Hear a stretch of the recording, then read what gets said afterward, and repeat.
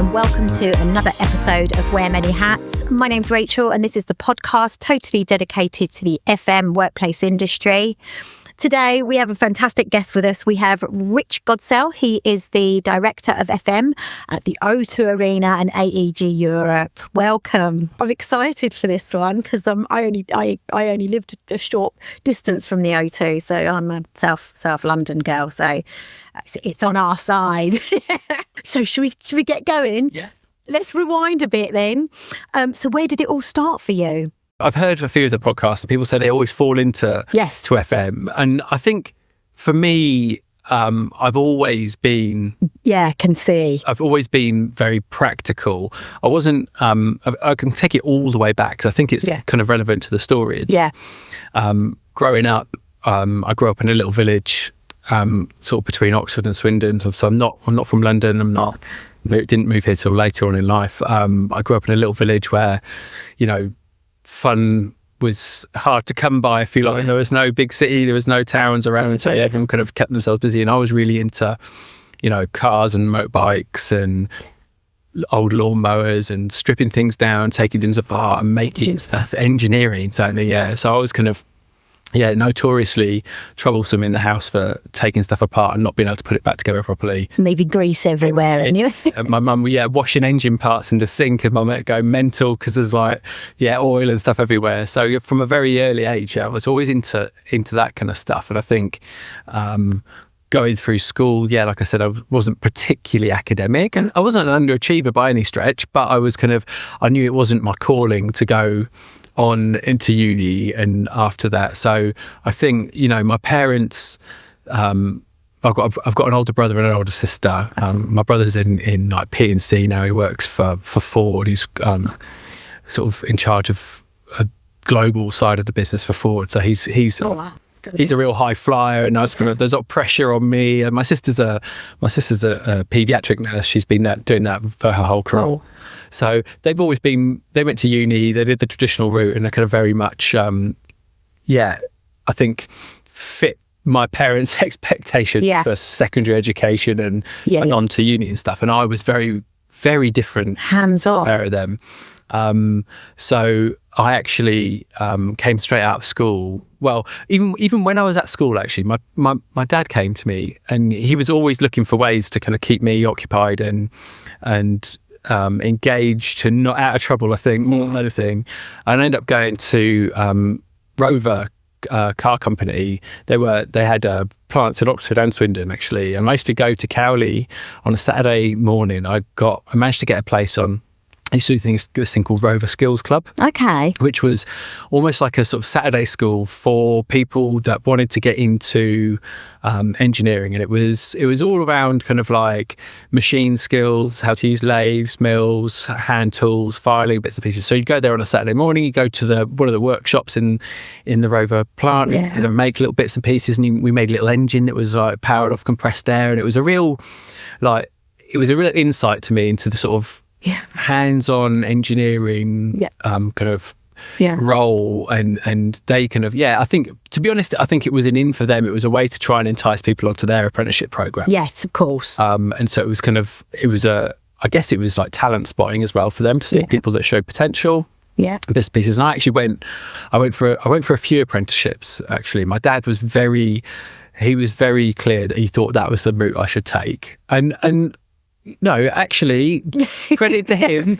My dad did the same. I rolled my eyes. Yeah, exactly that. My dad was very much. He said, "I think this is what you need to do," and I had to hit some, get the right GCSEs to do it. You had a goal at a young age. Yeah, absolutely. And they kind of, they set me up quite well. I actually didn't end up going to Rover. I went for 3 apprenticeships: Rutherford, Appleton Laboratories, which are like scientific laboratories just outside of Wantage in Oxfordshire. Mm-hmm. I went for CEGB, National Power Apprenticeship. Yeah. And I went for Rover Skills Club, and I actually took the National Power Apprenticeship, which was knowing what I know now, was hands down one of the best apprenticeship schemes that possibly was. And actually, funnily enough, for the first year that I went to Abingdon College, we were with all the other apprentices from Rutherford Appleton. So we all did the same course, but it was just a kind of slightly different. It was tailored different. You did the first kind of year or so, which was core engineering skills, and then you picked a specialisation.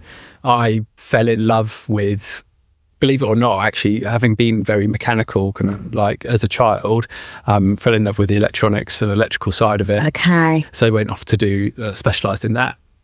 I did a 4-year course with National Power, which then became Energy when they kind of got bought out by that, and it's actually bought out about 4 times since. I think it's RWE now, or even might have moved on even since then. But I was at Didcot Power Station. Mm-hmm. So it was the first year was at Abingdon College, and then we did block release and went up to Doncaster College. But in the times you were off, I was working in the power station, which was a real kind of like baptism of fire into heavy industrial engineering. But it gave me a really, really, really strong sort of foundation in like broad engineering skills. So I could have come out of that really, and even though I'd done electrical, I could have done anything.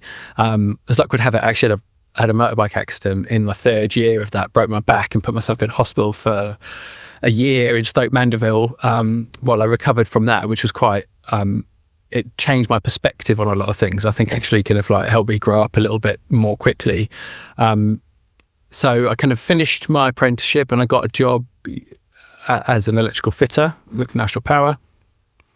But I didn't want to, it wasn't I didn't love the job or could have seen that there was a career there, because there certainly was. Most of the guys that worked for National Power or in those kind of roles were, like, if you want to call them lifers, they've kind of been there for 25, 30 years. They've started off as apprentices and they've spent their entire career there. So it was very much a career that I thought, if I stay here, I'm here. Yeah. And I've got itchy feet. And especially more so when I was younger as well. I think I had the desire to kind of see the world a little bit more. And there's nothing wrong with that. No. So you wanted to pivot and... I wanted to do some other stuff. I think like throughout all of my childhood, I've always been into music. And when I came out of school, I had the opportunity to go and work abroad at AEG for a while. So I did it. I ended up doing it for like 6 years. Wow.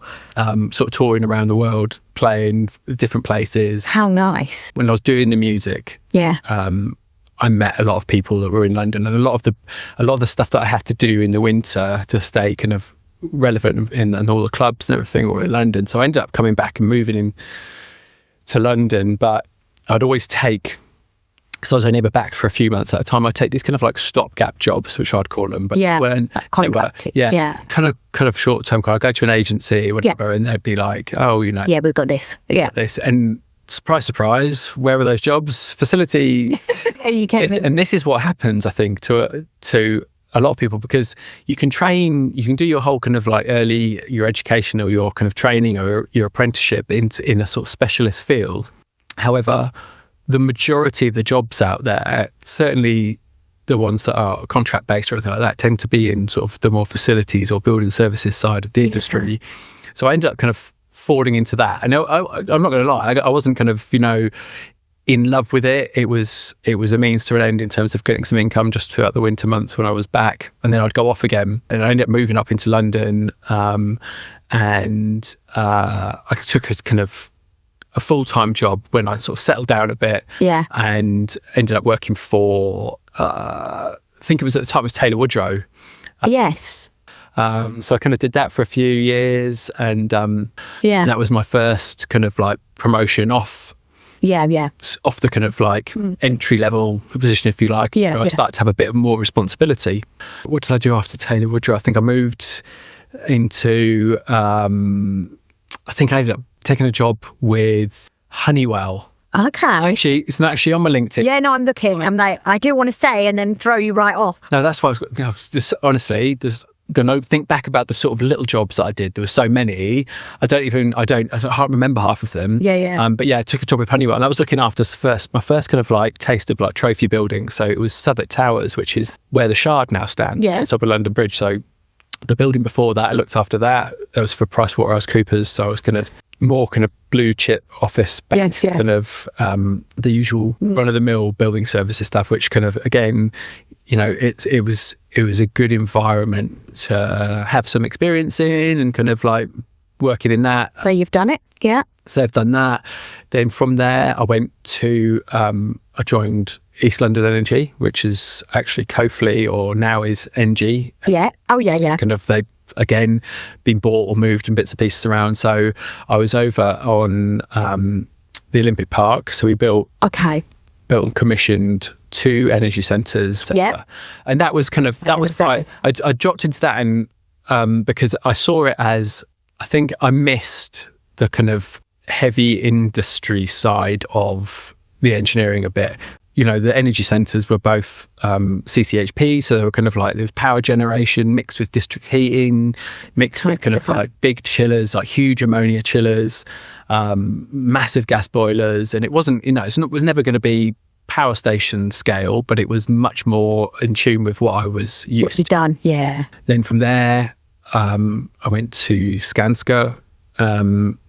So I was at the Royal London Hospital and Barts. Okay, so again, a different. Yeah, and this was a wild exposure. This was a wild one, because I went on, and it was a project manager's role, but it was in charge of medical equipment replacement. So I was gone from building NES centres with big, CAP, gas, CCHPs and stuff, and then suddenly I was installing MRI scanners and X-ray machines and refitting like cardiovascular theatres. So kind of one minute I'm stomping around in safety boots, and the next minute I've got some blood splattered Crocs that I've taken from the scrubs bin, and I'm in a theatre with these surgeons, asking them how they want the theatre of like fitted out to make completely different. So completely different. And again, that was a real kind of experience for me. But it was also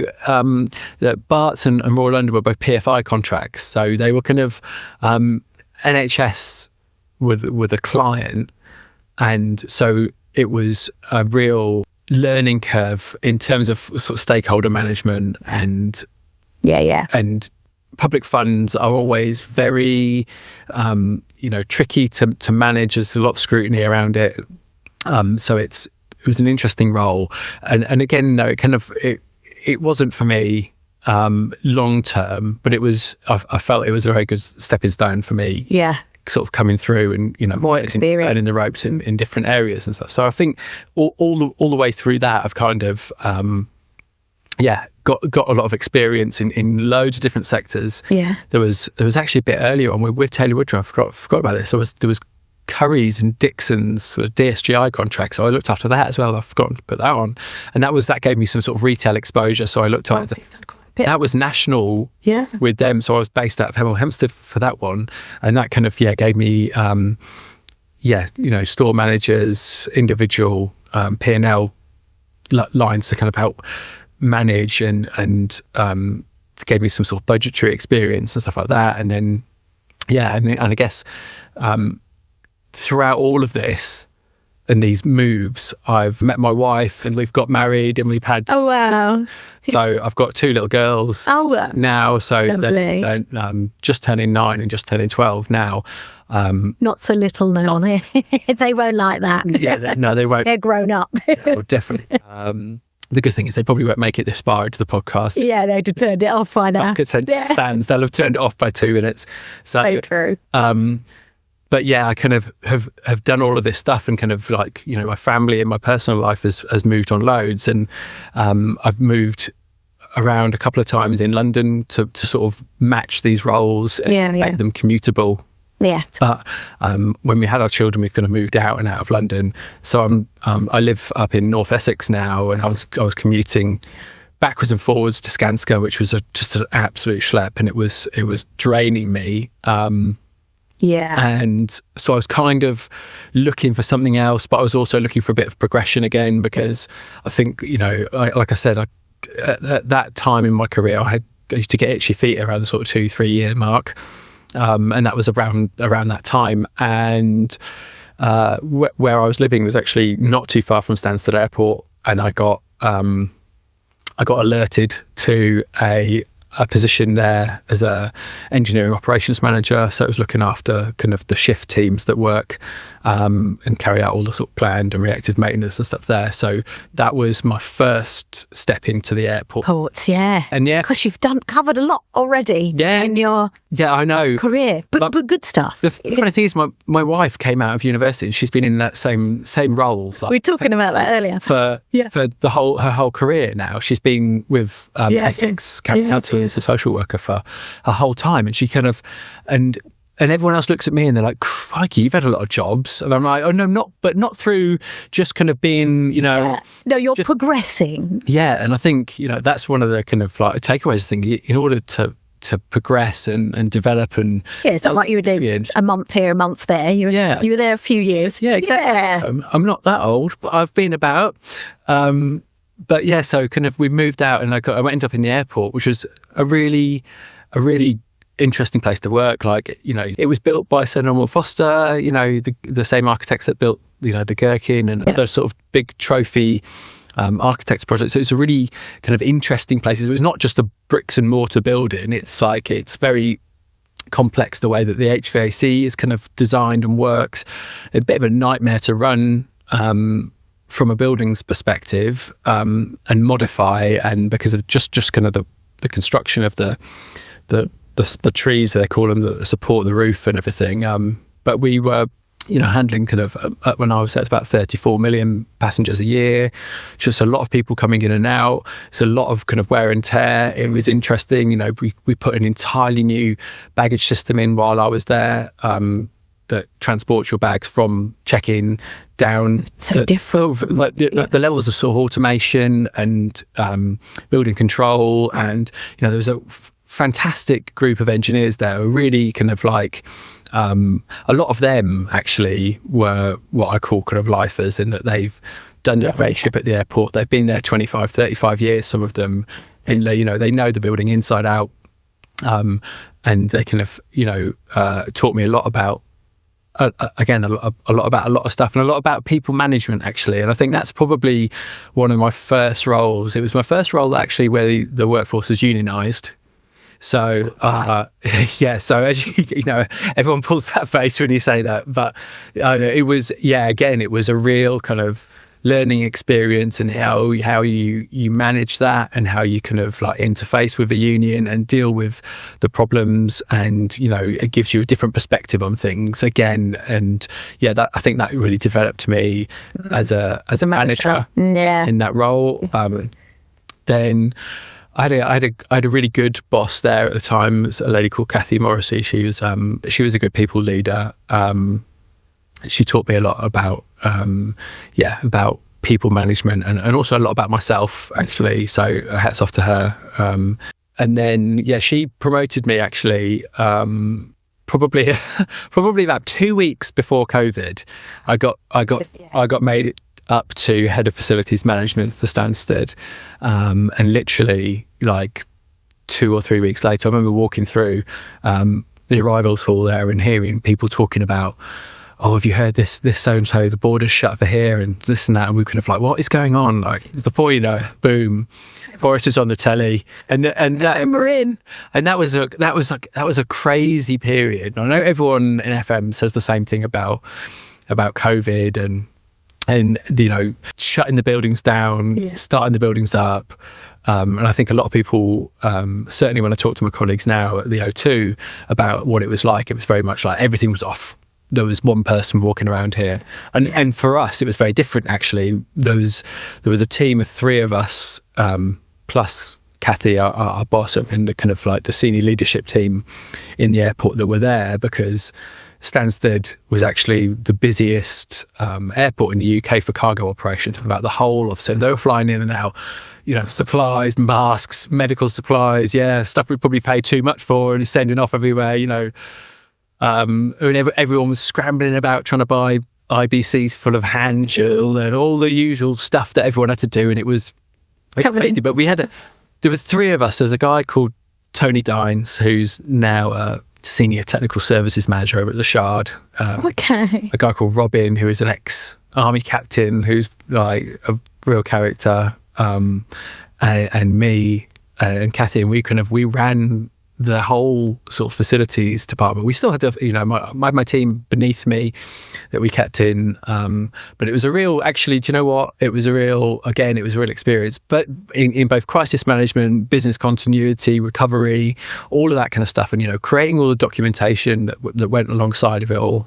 The airport of aviation was it was a critical sector to get back working. Yes. So there was a lot of stuff about, instilling confidence back into the customer and the travellers, and getting people to feel like they could go again. I went straight away as soon as I could. Yeah. Do you know all these people that were kind of like, I'm stay at home. No, shove me up my mouth. Distancing, and then as soon as you said there's a cheap flight to Marbella, the airport's full of people.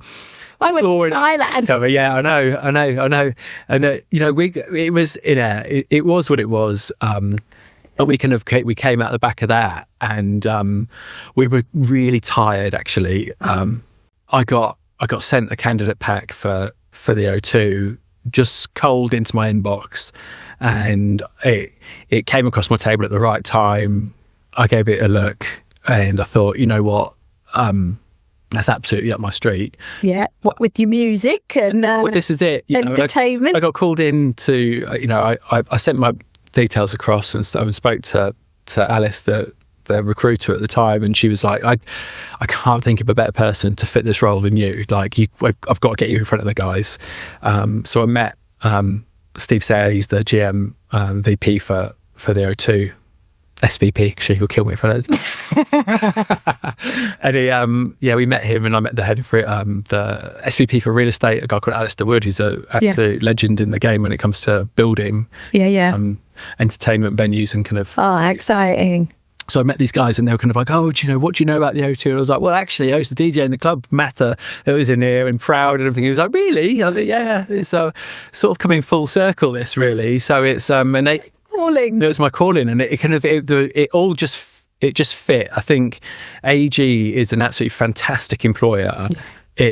It really is. I can't, US companies, yeah. Yeah, it's a US company, global, and Stansted Entertainment. So it's a US based head office, but the European arm of it is kind of we're based in the UK, Germany, and kind of around the place. I kind of work for the European arm of the business, and the O2 being the kind of the flagship venue for us. We have a few. I mean, everyone kind of knows the O2. It is a kind of a London landmark. It's been around, like I say, since the millennium, and people kind of know. But like I say, it's changed massively, even in the 4 years that I've been there. Yeah, the retail side is. I last time I went there, I didn't even know they had shopping there, like retail. Oh yeah, so they had all that. Yeah, everything opened in 2018, and kind of that's gone from strength to strength. It's so many buildings around as well. Like it's really developed, hasn't it? Yeah, that's we'll talk about what my day to day looks like in a bit, I'm sure. But it takes up a lot of my time, kind of managing business interruption from development that's going on the peninsula, and of course how we're sort of lift and shift in our car park operations and all that kind of stuff. Actually, I know you're doing a bit of work around there. I think anyone who comes to an event through the car, everyone knows that there's stuff going on, and it's very difficult because people just automatically attribute that to the venue, but it's not. No, it's building works. You can see something's going on, Yeah, whether that be kind of like utility works that were going on. We have said the Silvertown Tunnel that was built this recently. So, I mean, that only concluded, last year and opened up. But that was a huge, huge engineering project. And trying to keep, 200 and I think that year was about 225 shows going with, someone tunneling underneath the arena to put some, a new roadway under the Thames was like in itself is kind of a challenge. But it's gonna continue over the next 10 years. We're going to see more and more development there. Absolutely loads going on. Got to keep up with the changing. The entertainment world changes, doesn't it, so much with tech, and you got to move with it. You got to get exactly, and bigger and better and brighter. Bigger and brighter. Gosh, we did cover a lot there. I know it did. Sorry, I feel like I've just gone off on an absolute tangent. Well, there's a lot to say. So yeah, I mean, you didn't know you was always going to end up in this path, but I guess you kind of. I kind of did. I didn't wanted to be in building or anything. Like if someone said to me, as a child, they'd go, "No, you're going to end up, as a director at the O2 Arena," I wouldn't have seen that coming. No. But I always knew I was going to be in some sort of engineering discipline. That was always my thing. So, if it could have changed. I could have become like a superstar DJ and like gone into music and like carried on doing that forever. But things don't quite work out like that. There's still stuff going on, but it's kind of like it's your hobby. It's a hobby more now than it is my kind of day to day. Yeah, cool. But I definitely knew I was going to be in engineering. Yeah. Yeah. And again, and who or what gave you that real push? I think you mentioned that gentleman that kind of. Yeah. Well, do you know what? I'd actually say it's quite. Say first and foremost, I'd say my dad, because my dad really helped me kind of like organise my thoughts and right, exactly. He was a facilitator in that respect. My dad's a very sensible man. He likes to plan things, and he doesn't like any kind of, like any questions left unanswered. And I think, that is a bit of a, a worrier in that respect. And he wanted to make sure like that he felt like he'd done his bit and I had a good foundation and a good start. And you did. And then he did well. What happened after that was up to me. He must be very proud. Along with your brother and sister, you've also got a fantastic title. Yeah. That's well deserved. Yeah, and I think, I definitely, I'd give him that. He set me off on the right path, and definitely, he was a real kind of, influence in my early sort of career. And I think not only in just like in what I do, but just kind of setting me up in my sort of morals and my approach. And he's always been a very good sounding board for making decisions. I think even when you get very old, you kind of, you still ring up your dad and ask him what he would probably. He's a bit out of touch now, if I'm honest, when it kind of comes to process. Sorry, Dad. Yeah, but I'm tired now. But at the time, he was actually, he was an HR director for a big brewery company. Oh wow! Back in his day, so he did used to give good advice. Of course, he would. Gave great advice. So, and I'd say that he was my first real push, and then. From that, I think no one individual, I think like it's a combination of different teams that I've worked in. And you've mentioned some of those. Yeah, I'd say, in terms of kind of pushing me up and giving me that boost, I'd say that the two guys, Tony and Robin, that I worked with, and we would sit down, and they very much were like, you need to make opportunities for yourself. And we actually all ended up leaving the airport pretty much at the same time, because we all kind of thought, let's make something. Post-COVID as well, it's a good time. And it was that loads of people moved, right? Everyone was kind of jockeying for salary, I think, at that time, and it was just pretty wild times, wasn't it? Like recruitment was crazy. Well, for me, it completely shut down. It was I worked in the office. Oh yeah, well that was I think that was different, and post that kind of all of the stuff that everyone moved around, and kind of it was salaries went through the roof, and it was really difficult to find anyone. So it was kind of. Yeah, but those three guys, I think, those two guys and my other boss kind of, I think they kind of like pushed me on a little bit more. So, or at least gave me aspirations to do more anyway. And now you're the two gents that you work with at AEG. They've been sort of helping you on the way as well now in this position moving you forward. Yeah, certainly. Yeah, I've got an absolutely fantastic team. I think. I've got a great team of building services engineers, head of building services that kind of runs that department for me, and they've been there a little while. They know their jobs. They're really good at that, and I've built a much stronger team. Yes, I've done a lot of actually, the live business bounced back from COVID, but didn't just bounce back; it absolutely sprung back. Oh yeah. It's huge at the moment. Live has kind of gone from strength to strength to strength. And I don't think anyone really saw it coming. Like last year was a record-breaking year for the O2, 239 shows. I was there. Yeah. Yeah. Was Usher? Yeah, I mean, and 10 nights, I think it was, of Usher. Cherries, sorry. With this cherries, as you know. And that kind of, has meant that we've had to do loads and loads of kind of restructuring and change management, and everyone downsized right at that point, and then it was a real struggle to suddenly recruit back to where you were pre-COVID and plus. So we've done loads and loads of restructuring and kind of making sure that we're fit for the future. And this year, 2026. It's going to be another really, really busy year for O2 as we sort of lead in towards the 20th birthday. I think we've got, at the moment, we're tracking around 225 shows this year, which is, I think about that, like there's not a lot of other venues in the country, but B, in the world that do that if you take your resident sports team or something out of it, that do that many individual shows. So who'd have thought it would be where it is now compared to that big human body that was in there that we were talking about before, Yeah, I think, It's obviously what it's meant to be now. Yeah, well, and this is it. I kind of like, I think it took, it's always a word that makes me cringe a little bit, like visionary, but the owner is, and he's done two kind of projects, I think, really that stand out as kind of someone that was willing to take a punt on a building that really was a bit,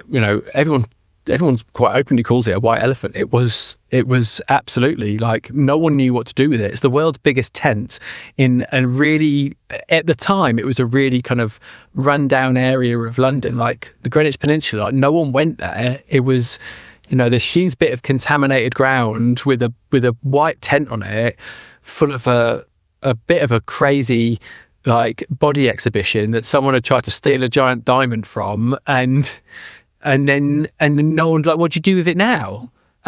So he bought this and thought, I can build a world-class music venue inside. He saw something, and he did it. Visionary, you're right. And it's absolutely, and they did a similar thing.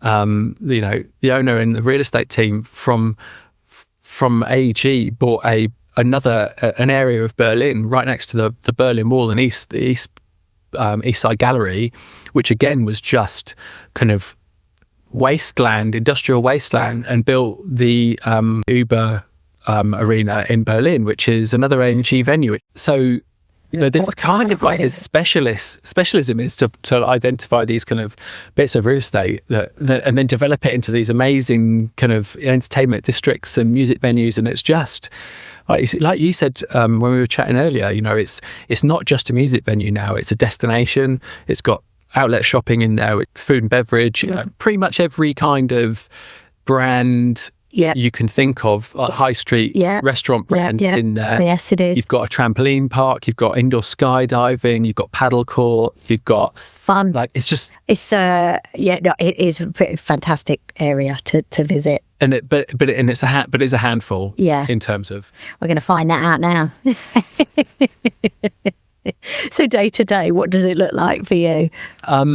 So I think for me, like I said just now, I've got a great set of teams beneath me. So I'm not actually on the day to day kind of running the venue. Hands-on as you used to be. You plan maintenance and bits and pieces. I've got great teams that deal with a lot of that. My role is very much kind of stakeholder engagement. It's about managing either the relationships between the joint venture or the GLA or Royal Borough of Greenwich, kind of being the contact point of there and sort of talking about the peninsula development, managing how that interfaces with our business. But equally, we do a lot. We invest a huge amount into the venue. Like I said before, it's coming up to 20 years old. The tent's even older than that. We kind of have spent hundreds of millions of pounds on capex, kind of keeping it up to date and fresh and efficient. Efficient.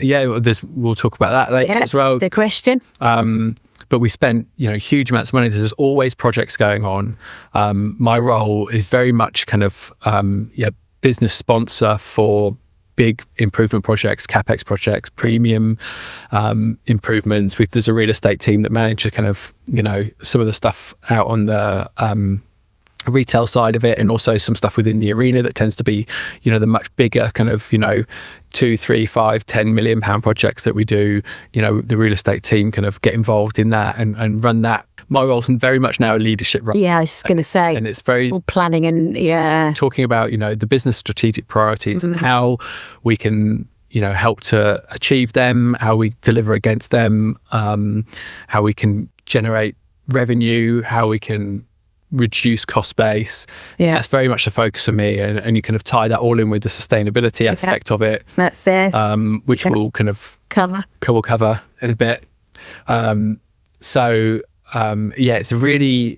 really diverse role and a lot of responsibility. We're putting up to 20,000 people. How many square feet are you looking after? Give me an idea of. Oh no, I've put him on the spot. Putting him on the spot now. It's difficult to say actually, because we've got, not only you've got the tent and you've got the kind of what falls underneath that, but we've got the car parking, we've got all the stuff around it. There's a hotel on site. There's loads of other bits and pieces. So this hotel. Oh my goodness, there's a college there, isn't there? Yeah, there's Ravensbourne University. Yeah, so it's just out not college. There's absolutely. And then there's still more restaurants and stuff outside. Restaurants outside. It's intense. There's a lot there. Intense. That's very good. Yeah, it's intense. Your job is intense. It's scaring me. So let's talk challenges. What's testing you right now in your role? I think right now, like spiraling cost base is really difficult. Construction costs through. Someone else said this. Yeah. Scheme viability it's difficult to make things work. Staff and event costs are, they go up. Huge cost pressures for everyone at the moment. Business rates for it's a bit topical at the moment. The business rates for pubs and small kind of venues as well has been a real problem. And the proposed hikes. The NAA have actually successfully lobbied government recently to get a 15% reduction in business rates for the hospitality sector. That includes arenas and sort of music venues and pubs and stuff, and a price freeze for a further 2 years, because once the COVID relief went off, it's a difficult environment. Inflation and kind of cost of living and all of that kind of feeds through, and it makes events more expensive to put on, and there's a lot of cost pressure. So I think that's one of the biggest challenges for me, is to look for ways to make the operation the most efficient, keep the cost as low as possible, but still compliant and safe, and all of that and deliver a great guest experience. So where do you think the industry's heading, and what excites you? Well, you've got a big year coming up anyway, so. Oh yeah. I mean, from the kind of the live industry, I think is strength to strength, and I think that's doesn't need any more. I think the FM business, I'm not really sure. I think people talk about, the advent of AI and what that's going to bring to it. I think just generally the business is becoming more data driven. Okay. I think it's opening doors in terms of kind of like looking into ways of being more efficient and smarter. And the good news is I don't think the FM business is going anywhere. Yeah, no, definitely not. I think you're not going to be replaced. You're not going to be replaced. And I think it's a really strong industry. Nothing's going to change in terms of, I think the worry that people had around FM and business or building utilisation, especially in London, with hybrid working or remote working only and all that stuff. I think there's a rebound from that, actually. Oh, the trains were packed this morning coming in, so we're all back to work. I think there's definitely a time and a place for hybrid working, and I think there's flexible working arrangements that work well for certain roles. They don't work well for others. I think people are more and more actually enjoying face-to-face interaction again, and I think the FM business is going to be there to support that and make sure definitely workplaces are still open and exciting. Yes. Yeah. Your role has changed from just the standard FM. Nobody really knows what you do in the background, to this workplace. Getting people back into work and making it attractive for you guys to work, for us to work in. The comfort, the home because it's expensive to travel into work. You know, we've mentioned this before on the show, and coming in, you've got to come to somewhere that's going to light you up, really, because you know, people don't want to leave the comfort of their own home post-COVID. So it's got to be pretty exciting to come in. So yeah, it's an exciting role, and like you say, it's definitely not going to be replaced. So ESG is a buzzword at the moment. What does it really mean to you and your work? So I think for me, the sustainability kind of arm of ESG is a huge thing for us. Yeah. The O2 really prides itself on being sort of market leading, industry leading in terms of its sustainability practice. A lot of it actually is more and more is artist led. Right. So you'll have someone like Billie Eilish will come in and they will have a very comprehensive rider in terms of sustainability. So we turned the whole venue vegan for the whole time that she was in. So there was no kind of meat on the menus and stuff. And actually the feedback is definitely from her audience is that they're very much bought into her whole kind of ethos and stuff like that. And it's extremely popular. And we actually see F&B sales up on a vegan menu. Wow. For when she's in on a resident. I cringed when you said that because I'm a meat eater. Well, do you know, and I'm not, you know, I'm not a vegetarian. I'm not a vegan. I've flirted with both of them on occasion. Me too. But Yeah. There's certain things I think you can't necessarily that aren't replace. Great. Like cheese, this vegan cheese is just not the one. Yeah. But the like meat-free options and plant-based options, pretty good. The way that like the younger crowds, the K-pop audiences, the Billie Eilish audiences, the kind of Gen Zs, if you like, Gen Alphas, and kind of all the younger kids and stuff, they don't drink as much alcohol. They don't necessarily want vegan, but they want healthy choices. Yes. Brilliant. I like to hear. The sustainability side of it is like I say, there's either an artist influence that kind of pushes us on that, or like I say, we pride ourselves on being really kind of leading in that. And you know, we work with our Levy, our F&B partners, to kind of really ensure that the provenance of our food is kind of sustainability, the waste, everything that goes with all of this. Yeah. It's really, you know, it's a real focus point for us. We've done loads and loads. We've got kind of, you know, we're got a greener futures certification for kind of brilliant sustainable practice at the arena. We've got we've done a few different things. We did a carbon removed show, which is like either a world or an industry first with the 1975, where we kind of it wasn't an offsetting exercise, it was carbon removal. So we all the carbon from all the fan travel, from the tour, from everything, and then built that in and removed that from, so it was a kind of a truly carbon neutral concert. So that was like a pilot scheme that we're doing. We actually now offer that to incoming tours as a package. So you can, if you're coming to the O2 and you feel that strongly about it, you can opt into the carbon removed package, and you can pay to have a carbon neutral concert.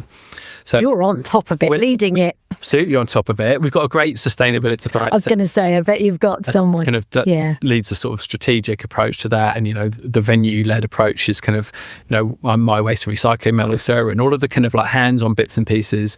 We've got our own beehives on site. We've got wormeries. We've got urban gardens. We've kind of, you know, we use the honey from our bees that goes back into some of our menu items. So you can get like a pizza with hot honey on it, and that comes directly from the bees that are outside the O2. Who runs that? What a exciting job! That's our team. Yeah, our kind of, you know, my team. I need to come down and look. We've got some fantastic initiatives. You know, we do loads of stuff locally.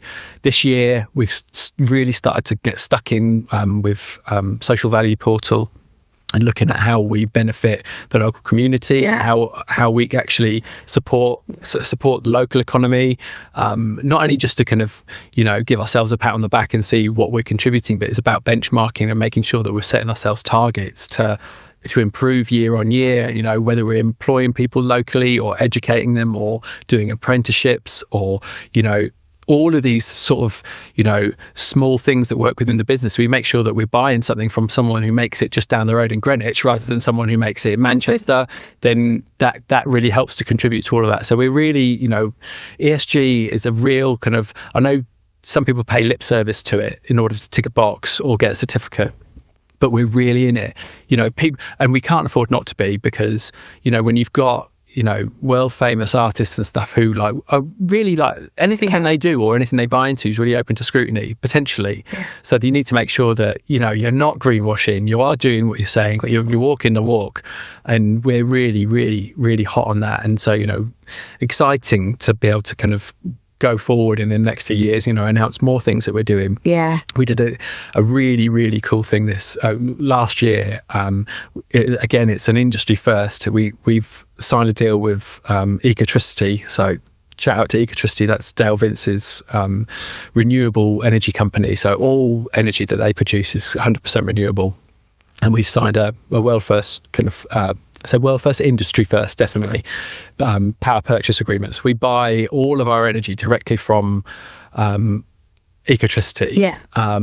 Which is, there's loads of people that do PPAs, but this one specifically is interesting because it's kind of, what we've done is it's created this thing they're calling the energy bucket. It's a live music energy bucket, which is enabling, normally to get a PPA, you have to be quite a large volume consumer of electricity to kind of qualify for that. And a lot of the smaller music venues or other venues that couldn't necessarily qualify for it can be. Because we've the leaders in this energy bucket, it opens the door for them to be able to buy into this scheme, sort of the opportunity to have a PPA and get completely renewable energy. So that's a really kind of positive step, and it was, we're really proud of the fact that we've managed to do that. It took me and a guy, Sam Booth, who's the sustainability director, a good few years to kind of get the business bought into the whole kind of idea, and but not only does it make great environmental sense, it makes fantastic financial sense as well. So it's a win-win for us there. Brilliant. It's something we're really proud of. Gosh, really leading the way. I was going to say, do you think the industry's innovating fast enough, or are we still playing catch up? I don't think you guys are at all, are you? But what about the industry? I think as a company, like you say, we do really well. I think the industry as a whole, what worries me about the FM industry a little bit, and it's not that we're not innovating fast enough, but I feel like there's not enough young people coming into the industry at the bottom. Yeah. And as a result, again, I'm probably going to get shot down by your listeners, but I think there's a slightly aging workforce in FM. There's some people that come in on kind of mid-career and stuff, bits and pieces, but I don't think there's not huge numbers coming in directly from college, and I don't think people will look at it as a particularly kind of cool, or it's not. This one is maybe this is very much kind of unique in that respect. I don't think people look at it in general as kind of like building management and facilities as being particularly glamorous. And it can be. Oh, definitely. I mean, there's some amazing buildings. I'm in one now. This is Labs is I mean, there are some beautiful buildings, different offerings. And there's so many different places to go and work. And that's what I'd say is I think it's not that we're not innovating, but I think, when it comes to the adoption of new technologies and new ideas and new ways of working, sometimes it's more difficult for people that have been in the industry for a long time to kind of adopt those things, be first adopters and kind of go with it. So I think we need more young people coming into the business, and I think yes, I think people really need to put their money where their mouth is when it comes to taking on apprentices. I'm a huge advocate. Me too. I love the apprenticeship. Earn a bit of money, don't get a load of student debt. Correct. Get the amazing work experience. It's honestly I've got two girls, so I'm on a losing battle when it comes to trying to get them into engineering. But if they did get into engineering, women in STEM do fantastically. And I know there's a lot of stigma around, women feeling pressure in a very male-dominated environment. But I think that has changed. Yeah, I think so. We're a lot of women on the show. I think someone said earlier, 60-40. It's about there at the minute. I think 60% men, 40% women. But that's good. If someone had asked me what the percentage split then, I probably wouldn't have said 60-40. So that's really good news. Yeah.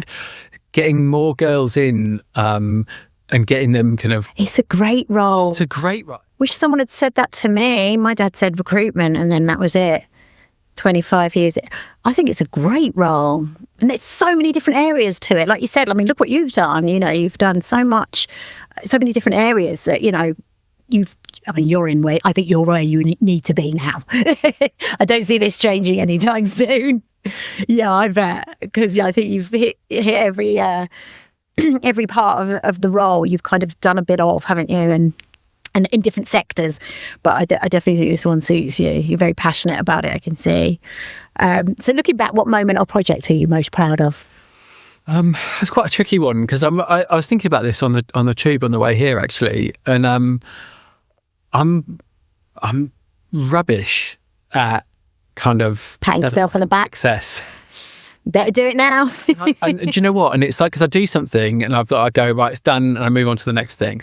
So I was trying to think, and I was kind of, I actually settled on, it wasn't so much like a project, but I mentioned it earlier, working with the two guys at Stansted when we did all of the COVID recovery and setting up all of these new ways of working and kind of all of that stuff. And it wasn't such a project. It was I know it was crisis management, but that was something I was really proud of, because it was, you know, it was an achievement, and it was an experience.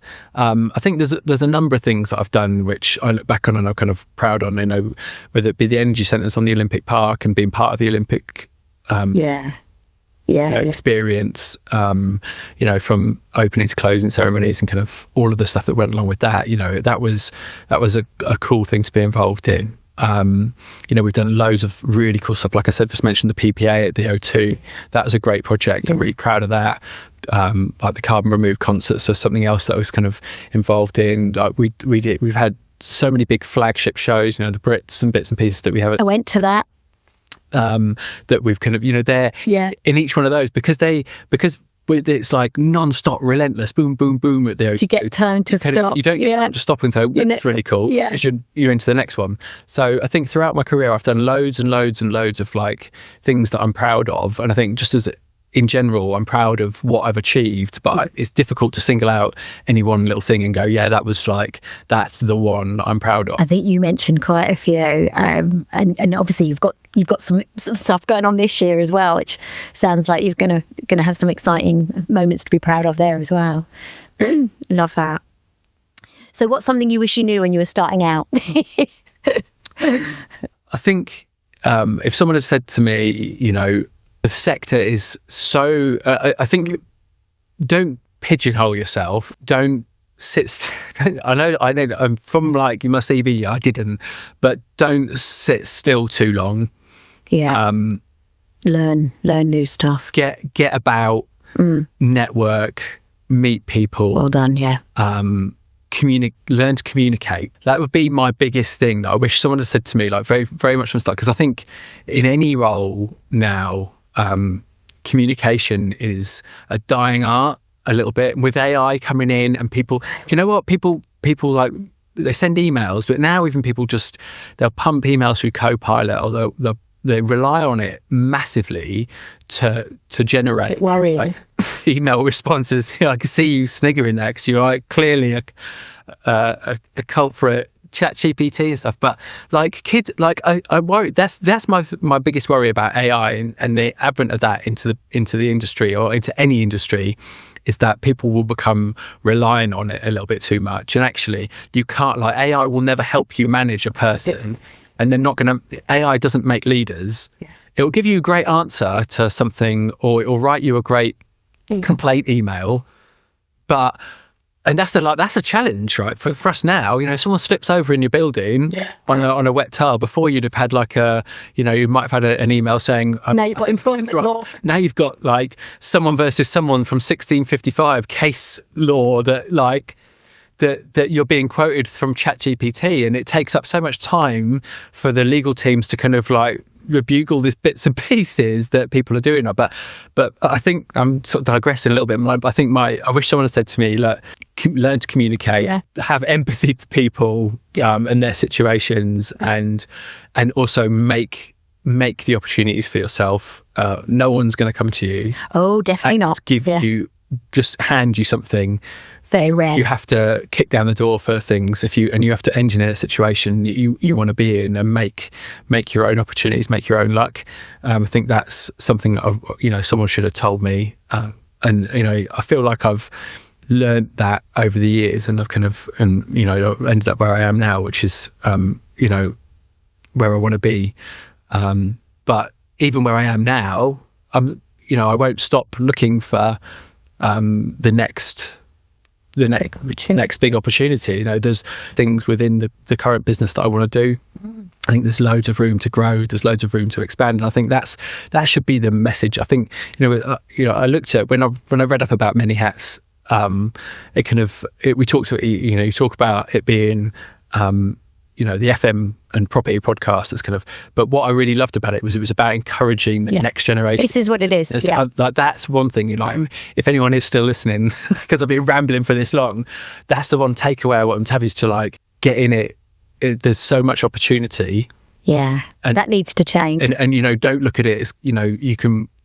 Honestly, the sky's the limit. It is. It really is. It is. And so many different areas. And you, as someone in FM, at my level now, I touch every single area of the business. Yeah. Whether it's commercial, marketing, finance, programming, every single thing that I'm involved in some way. So if you then you get so many transferable skills doing what you do, you can move into any sector you want, and it opens doors. It's a fantastic industry to get into. So I agree. Get on it. I absolutely agree. And a great bit of advice. So if someone came to you tomorrow saying, I want to do what you do, what would you say to them? So I think my bit of advice would be, look around for an apprenticeship scheme. Like I said, I'm a massive advocate for apprenticeships. Yeah, I think there's not enough out there. People need to do more to bring people in. I think the whole conventional route about going and saddling yourself with loads of students necessarily is that's not the only route into the workplace. There's even if it's not a full apprenticeship, if it's an internship, or if it's something if there's a business you can identify that you want to get involved in, you want to work for, even if they're not advertising, send their talent team an email saying, do you do apprenticeships? I'm really interested in it. Or do you do any work experience or internships or anything like that? You can get into this from a number of different angles. But if you can secure yourself a proper accredited apprenticeship scheme, honestly, that's my biggest bit. My son did it. Bit of advice. Honestly, that's the golden route for me. I think you get so much out of it. Yeah, my son did a help desk apprenticeship at a hedge fund, and he's now cybersecurity analyst, age 22. Yeah, honestly, best way in for me, and coming from recruitment, sadly, I had to turn a lot of grads away because they didn't have the experience. So experience sometimes depends it depends what area, but for FM, 100%, an apprenticeship is the way in. And earn money whilst learning. And if you can, I would say, get yourself an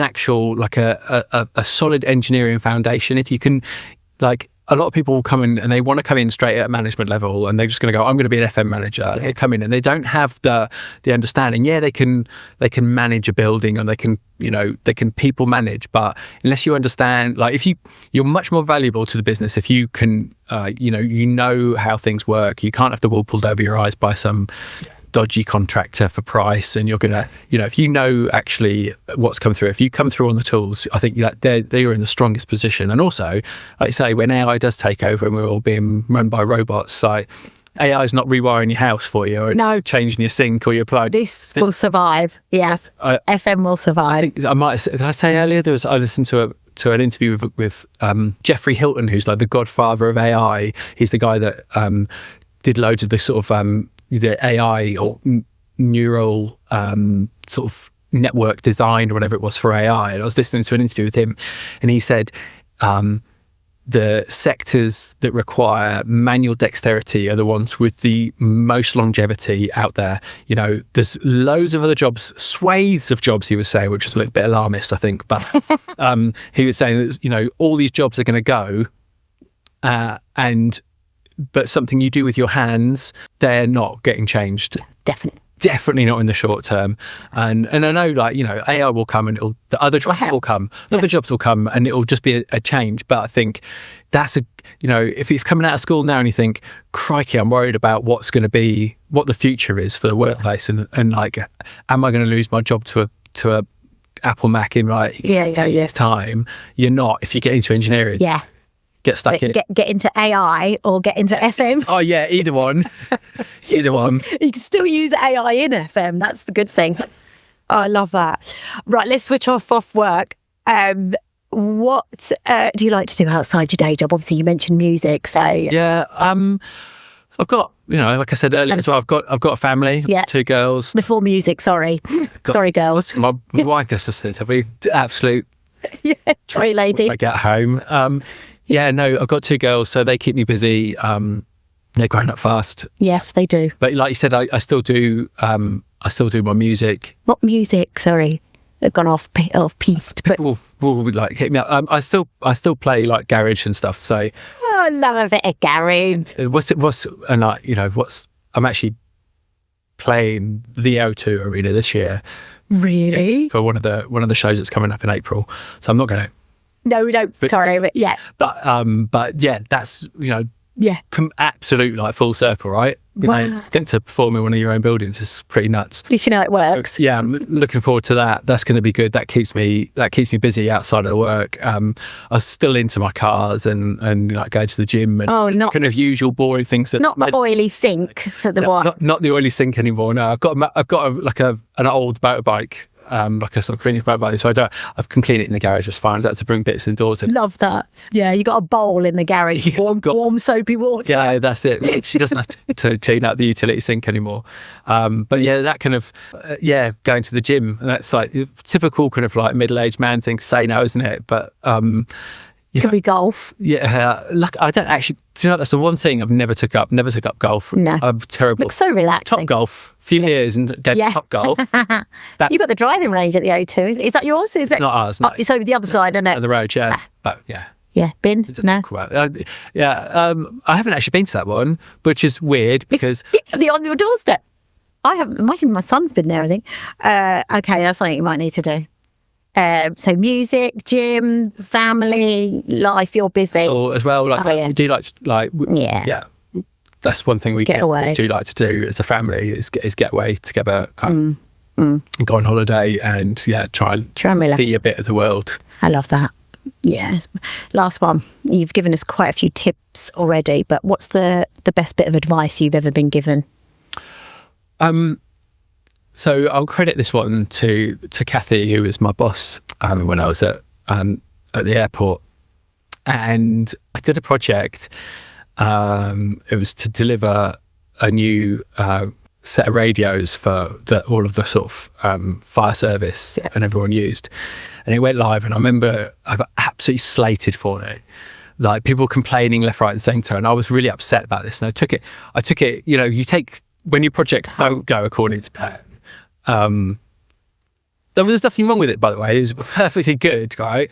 But I remember she took me to one side and she was like, "Look, you need to work on your personal resilience." Yeah, and it's business, not personal. Yeah, it's not personal. You need to learn how to compartmentalize things, and you need to stop worrying about things and dwelling on things. You need to learn how to put your thoughts and feelings in boxes. And you deliver something, you take the constructive feedback, then you move on, and you and you're on to the next thing. And it was a good bit of advice, and because working on my personal resilience was a real kind of thing that I had to dig into, because I do take things personally. I don't like failing.